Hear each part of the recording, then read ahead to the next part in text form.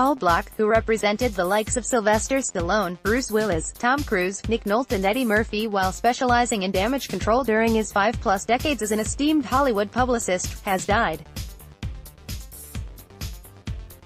He was 78. The colorful Rogers. Bloch was one of the most respected veterans of the business and received praise for mentoring young publicists at Rogers. Sid Ganis called Bloch enormously talented and a sweetheart, and the finest of the fine in his complicated profession. Meanwhile, tributes flooded out on social media from many veteran entertainment publicists.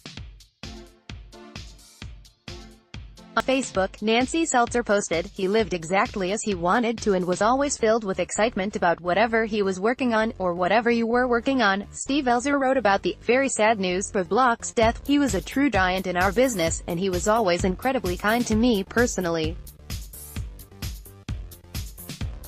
He will long be remembered and forever missed." Carol Marshall called him a true pro. Michael Russell wrote that he will be greatly missed, and Stan Rosenfield said that Paul was not one of the best. "He was the best. He helped me at my start and taught me so much throughout the years," veteran journalist Gene Wolfe wrote.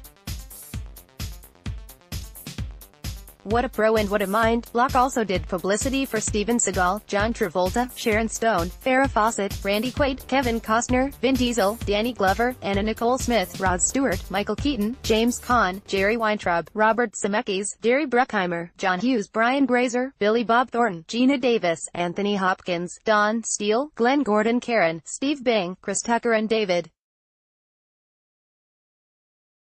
The agency noted that Bloch remained relevant over the decades, always working with the newest talent of the current generation. He discovered Brie Larson and Liam Hemsworth and moved into worldwide representation of Asian superstar Donnie Yen. Cruise had been represented by his sister, Leanne DeVette, for about a year and before that by Pat Kingsley for 14 years before Bloch took over in November 2005. At the time, the actor was being scrutinized for his Scientology beliefs, sparring with Matt Lauer over psychiatry and jumping on Oprah Winfrey's coach after professing his love for new girlfriend Katie Holmes.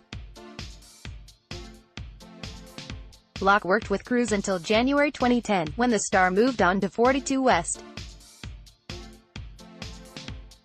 Bloch was representing Murphy when the Beverly Hills Cop star was stopped by police for picking up a known transsexual prostitute in his car at 4:45 a.m. in West Hollywood. He later explained that Murphy was simply trying to be a good Samaritan and giving a woman a ride home. The actor was not arrested, though the prostitute was taken into custody. He also represented Lisa Marie Presley when a British tabloid wrote that she was planning to divorce Michael Jackson. "We don't know where the rumor came from. They're very happily married," he said, though they ended their 20-month marriage not too long after.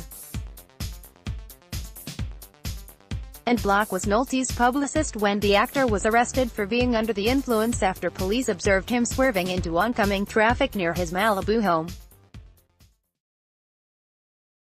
An infamous mugshot of a disheveled Nolte in a Hawaiian shirt emerged from that incident.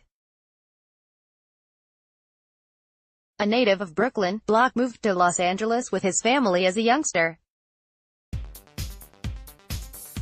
After attending University High School, he started basic training for the U.S. Army in 1957 at Fort Ord in Monterey, California, and served 6 months of active duty.